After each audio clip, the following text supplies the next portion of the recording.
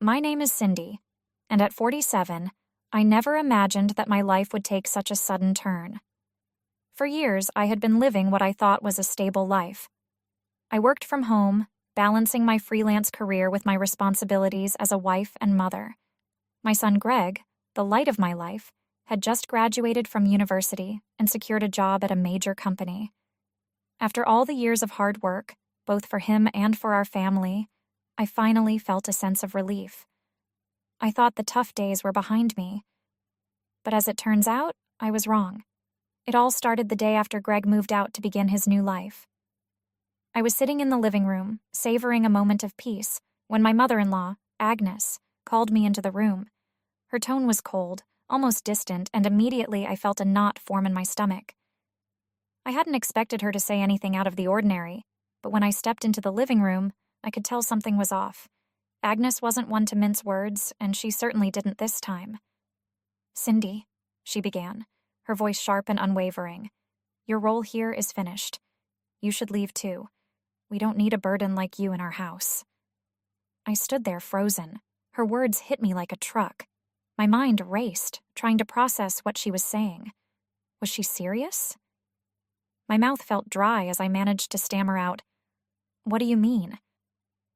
Agnes gave me a look of disdain, her expression one of pure indifference. "You are only here to take care of Greg. Now that he's become independent, we have no need for you anymore. Pack your things and get out," she said, her tone leaving no room for negotiation. I felt my chest tighten as her words sank in.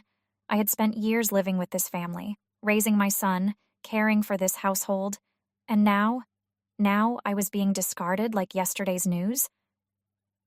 Desperate for clarity, I reached for my phone and called my husband, Robert. Surely he would understand. We had built a life together. He wouldn't just cast me aside like this, would he? When Robert answered, I could hear the weariness in his voice. "So my mother told you, huh?" he said, as if this was all some planned event. "We had been planning this for a while. Once Greg was able to live on his own, we thought it would be best for you to move out." I could hardly believe what I was hearing. "Robert, you can't be serious. You want me to leave? After everything we've been through?" I asked, my voice trembling with a mix of anger and disbelief. There was a long pause on the other end of the line before he replied, "Cindy, I'm sorry. But this is the end. Thank you for everything."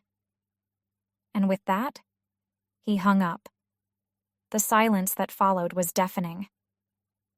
I stood there, phone in hand, feeling like the ground had just been pulled out from under me. My heart pounded in my chest, and a flood of emotions washed over me. Anger, betrayal, and most of all, confusion. How could my own husband, the father of my child, simply decide that I was no longer needed? What was I supposed to do now? I refused to let it end like this. I stormed downstairs to the store Robert managed on the first floor of our house, determined to confront him. When I arrived, my frustration spilled over. "What is going on, Robert? This can't be real," I shouted, my voice echoing through the empty store. The few employees who were working looked at me with wide eyes, clearly shocked by the scene I was making. Robert hurried out from the back, a look of irritation on his face. "What are you doing?" he hissed, pulling me into the back room. "Stop this disgraceful behavior." I glared at him, my blood boiling. "Disgraceful? You're the one who's disgraceful. You can't just throw me out like I'm nothing," I shot back, my voice shaking with anger. Robert sighed as if I was a child throwing a tantrum. "Cindy, this isn't about you. You and we come from different worlds. I thought you understood that by now. Now that Greg is on his own, we don't need you anymore. It's better for all of us if you just leave." I stared at him, unable to believe what I was hearing. Different worlds? What are you even talking about? We've been married for years. We raised a son together. "How can you treat me like this just because Greg is independent now?" I demanded, my voice rising with every word. Robert crossed his arms, his expression cool and detached. "Cindy, you've always known that I come from a wealthier background. My family, we have certain expectations. And now that Greg is gone, there's no reason for you to stay. Our lives are simply separate." I felt a lump form in my throat as his words cut deep. Sure, our marriage had been rushed, what some would call a shotgun wedding, but I had always believed that we were building something real. I had been naive, it seemed. From the very beginning, Robert's family had looked down on me. They only tolerated our marriage because I was pregnant with Greg, and even then, they made it clear that they didn't think I was good enough for their son. I remembered how uneasy I had felt when I first moved into their penthouse apartment. It was luxurious, yes, but the atmosphere was cold. Agnes had made it clear from the start that I was not welcome. She would make snide remarks about my background, reminding me that I came from a lower-class family. At first, I tried to brush it off, thinking I could win her over with time. But no matter what I did, it was never enough. Living with Robert's family was suffocating. They had no concept of the real world. They lived in a bubble, believing that money would solve all their problems. Robert, like his parents, was obsessed with maintaining an image of wealth and status, even as their financial situation crumbled behind the scenes. They had inherited a fortune, but poor management and a lavish lifestyle had drained their resources. I had been the one keeping our household afloat, working from home to contribute to the bills while they pretended everything was fine. Now, after all those years of sacrifice, they were throwing me out. But as I stood there, staring at Robert, something inside me shifted. I realized that I didn't need them anymore. I didn't need their approval, their acceptance, or their money. In fact, I was the one holding the real power. "You know what, Robert?" "You're right," I said, my voice suddenly calm. "We do come from different worlds, and I'm done with yours." He looked at me, confused, as if he hadn't expected me to agree so easily. "What are you saying?" he asked, his arrogance starting to waver. "I'm saying I'll leave," I replied. "But don't think for a second that you've won." With that, I turned and walked out of the store, leaving him standing there, dumbfounded. It was the beginning of the end, not for me, but for them. In the weeks that followed, I focused on building my own life. I found a beautiful high-rise condo in the city, one that was even more luxurious than the penthouse I had shared with Robert's family. The view from my balcony was breathtaking, and for the first time in years, I felt free. Free from the suffocating expectations, free from the toxic relationships, and free to live my life on my own terms. But the story wasn't over yet.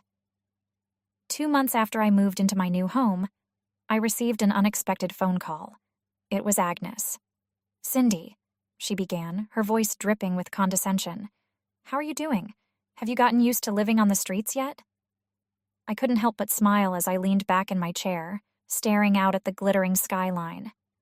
"Actually, Agnes, I'm doing quite well. I'm living in a high-rise condo now. The view is absolutely stunning." There was a long pause before she responded, her voice sharp with disbelief. "A high-rise condo? Don't be ridiculous. How could someone like you afford that?" I chuckled softly. "Oh, I've been doing quite well for myself. In fact, I'm living on the 48th floor, twice as high as the 24th floor you used to brag about." I could almost hear her jaw drop on the other end of the line. "What? That's impossible. How?" I decided it was time to drop the bombshell. "You didn't know, did you? The building where Robert's store and your apartment are located. That's my building. I've owned it for the past 15 years. And now that we're no longer family, I'm charging you the full market rent." Agnes sputtered, clearly struggling to process what I had just said. You can't do that." "Oh, but I can," I replied, feeling a sense of satisfaction wash over me. $110,000 for the store and $3,000 for your apartment. That's the going rate. You'll have to pay up or move out." She was silent for a long moment before I heard Robert's voice in the background. "Give me the phone, Mom," he shouted, clearly panicked. When Robert took over the call, his voice was shaky.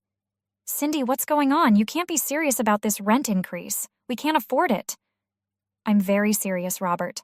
It's the market price. You were getting a free ride before, but now that we're divorced, you'll have to pay like everyone else. But we don't have that kind of money, he exclaimed, his voice rising in desperation. That's not my problem, I replied coolly. You should have thought about that before you and your family decided to throw me out. In the background, I could hear Agnes shouting, "This can't be true. She's lying." But it was true. For years, they had been living in my building without even realizing it. I had purchased the property as an investment, knowing that their financial situation was deteriorating. And now, they were at my mercy. In the days that followed, I heard through the grapevine that Robert and his family were scrambling to come up with the money. They sold off furniture, jewelry, and anything of value, but it wasn't enough. Eventually, they had no choice but to move out of the apartment and close the store. They ended up in a small, dingy one-room apartment with no bath. Logically, a far cry from the luxurious lifestyle they had once flaunted. As for me, my life had never been better. I was thriving in my career as a game designer, something I had kept hidden from Robert and his family because they looked down on anything that wasn't high class. Little did they know, the gaming industry was booming, and I had made a fortune over the years. Now, I was working with Greg, who had followed in my footsteps and was excelling in the industry. We were planning to move in together soon, in the very same high-rise condo that had become my sanctuary. As I looked out over the city from my balcony, I felt a sense of peace and contentment that I had never known before. Finally, I was free. Free from the chains of a toxic marriage, free from the judgment of a snobbish family, and free to live my life on my own terms. And as I sat there sipping my coffee, I couldn't help but smile at the thought of Robert and his family, so proud, so arrogant, now living in the very circumstances they had once looked down upon. In the end, I had won. And the best part? I didn't need them. Not anymore.